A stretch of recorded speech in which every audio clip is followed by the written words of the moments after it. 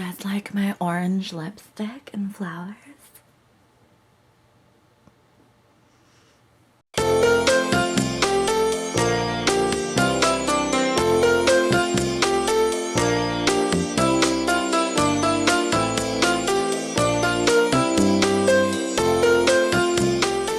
Hi guys, it's Manna. Welcome to Alternative Younicorn, a weekly YouTube series where I discuss mental health, spirituality, and airy fairy hippie shit. Today on Alternative Younicorn, we're going to discuss the top 10 things that we do to help reduce anxiety.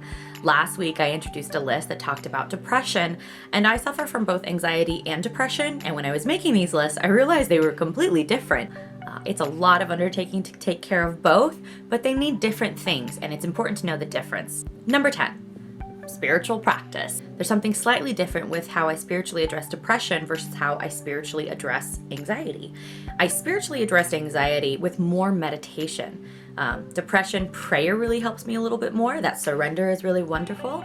But for anxiety, meditation is where it's at, y'all. Meditation is wonderful to release those anxious thoughts. In anxiety, we have a million thoughts running through our head, and meditation is sometimes the only way that we can get that stuff to shut the F up. So, meditate.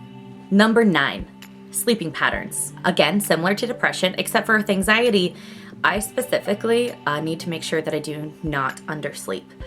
For me, when I am not rested, my anxiety goes through the roof. When I'm over rested, my depression goes through the roof. So this balance of sleep is, I just can't reiterate how freaking important it is to find a good balance of sleep for yourself. Again, with the sleep. Get your perfect amount of sleep. If that was so easy, we'd all be doing it. But like, you didn't know. But seriously, get sleep. Number 8, stay organized.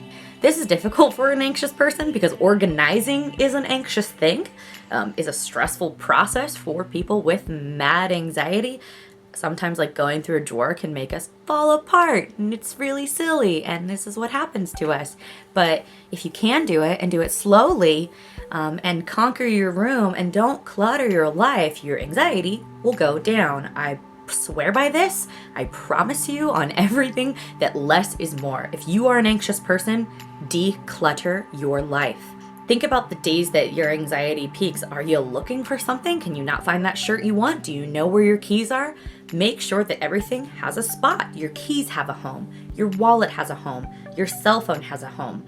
Go through and start homing certain things in your life so that you can always find them. And these are simple ways to organize your home. Number 7, create a safe space. This is very important, especially for people that have panic attack disorder, like I do. Panic attacks don't always happen. They happen a lot less in my life than they did when I was in my formative years. Creating a safe space. I will do a separate video on how to do this, on what a safe space is, but I just want to throw this in this list because I think it's very important. You need a place for yourself that when you go there, you immediately are reminded that you are safe. Anxiety has a lot to do with feeling afraid, uncertain, things being out of your control, and getting into a safe spot when you can definitely helps you come back down, earth a little bit, ground, and helps you from kind of going over the deep end when you're feeling really anxious. So create yourself a safe space. Like I said, look for that other video. I'll put that up soon. It will definitely be something that helps you if you have chronic anxiety. Number 6. Tell the people that you love in your life about your anxiety. This can be a scary thing to do. This can be a hard thing to do, but it is really important, especially those that you live with. If you live with roommates and you're living on your own and they don't know that you have panic attacks, it would be a great idea that you told them. Hopefully you live with people that you can trust, and if you don't, that's a whole other issue we can get into. It's really important that the people in your life know how to help you. But the first struggle in that is knowing how to help yourself. So this kind of bridges a little bit of that battle, is letting people know, hey, sometimes I get really anxious. This is what my anxiety looks like. For me personally, I completely shut down. I can't talk. I cannot communicate. I can't look people in the eye. Like, my panic attacks just look like, I don't know, I get like possessed, but it's freaky. It's crazy. And if you have panic attacks, I know you know what I'm talking about. It doesn't make any sense. And trust me, guys out there, we know that panic attacks are not logical. Thank you. We know. We got it.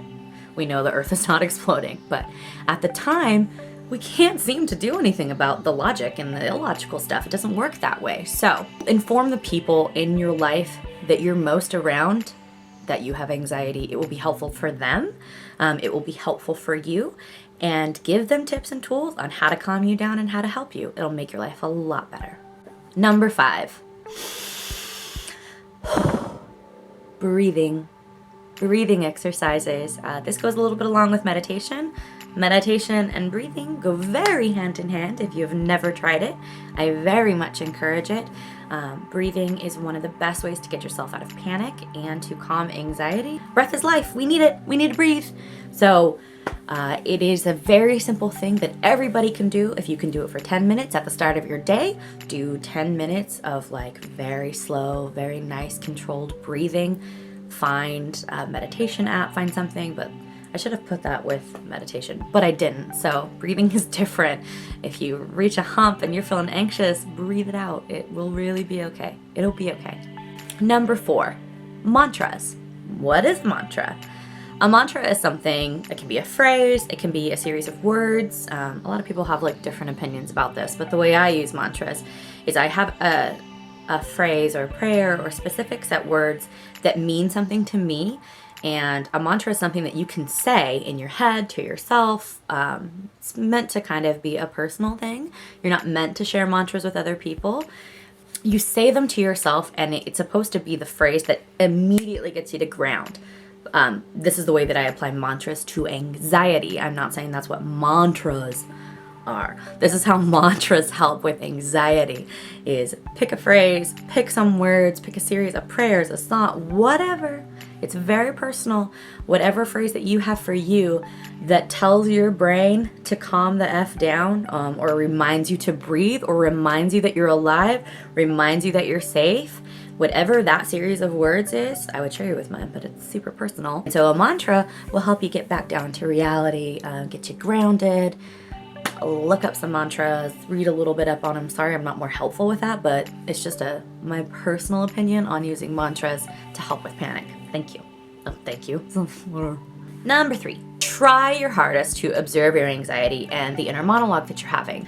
Just notice the conversations that you're having with yourself. Those things that you say in your panic attacks are probably the doorways to why you have panic and anxiety in the first place. Now, I haven't suffered from a panic attack in quite some time. I have massive bursts of anxiety every single night before I go to bed. And it's because I'm trying to quiet my thoughts and they don't want to quiet down and they get really super crazy. So every single night I am in a state of observing my craziness and observing my anxious thoughts. And I think it's really important to not be afraid to listen to yourself. Talk out loud to yourself if it helps. I do it all the time. I look at myself in the mirror, and that is a very confronting thing to do that like maybe only like veterans of this stuff can do. But sometimes I look myself in the mirror, I say my crazy thoughts out loud, and sure enough, bam, they're done. They're done once I give my thoughts their voice and I give them their space. They suddenly don't need to be that relevant anymore. They're not trying to fight me as much anymore. I think half of the anxiety is fighting my own thoughts. So just something to consider that may or may not work for you, but for me personally, that has very much helped me with panic and anxiety. Number 2, limiting drugs and alcohol. Talked about it with depression. It's a little bit different though. Drugs and alcohol makes you super out of control sometimes. And if you are an anxious person, being out of control is something that we're already trying to fight. So why would you add to that chaos? I'm not saying you can control your life. You can't. You can't. These are ways to manage your life. We'll get into that spiritual element later of control versus management. But drugs can take you to a very scary place. And I know this is a very controversial topic. I know a lot of people, especially in the New Age community, which is my target audience, would say that certain drugs have really helped them transcend their anxiety. And that might be true. That totally might be true. I'm not saying don't do that, but I am just saying consider it. Consider the possibility that your drug and alcohol use is inhibiting your healing with your anxiety. When you explore your mental health, when you're not in a state of consciousness, how permanently fixed is that going to be? Would you rather be aware of what shift happened, what clicked for you, and what made it work, and be able to replicate that over and over and over again, and instead of having a superimposed alternative experience that was completely and wildly out of your control, that may have been beautiful and healing, but you may not be able to mimic again and may not be able to bring into your life again. And personally, it is one of the reasons why I choose not to use psychotropes. It's why I choose not to do drugs. And this is a really weird topic. I'm not going to get too much into this topic. Just think about it. Just think about it. Number 1. Learn your triggers. Learn your triggers. Learn your triggers, you anxious little busy bees. What is a trigger? A trigger is a thing that as soon as you hear it, do it, listen, taste, smell, whatever that thing is, it triggers some type of thing in your brain that makes you feel really freaking scared and anxious. It's a trigger. Sends you into a downward spiral or whatever it is that your anxiety looks like. Learning my triggers was a difficult point in my life. I was in my 20s when I really honed in on what my triggers were. And the second part of learning your triggers is staying away from them. So learn them and then stay away from them. Don't be in a trigger area. If huge, loud concerts are a huge trigger for you, don't go to concerts every weekend. Once in a while, like if you're feeling super great, you should probably do it. But like, let's not torture ourselves and do all the things that make us feel really shitty all the time. What you do is you get a journal. You get something that you write, if it's small, if it's your phone.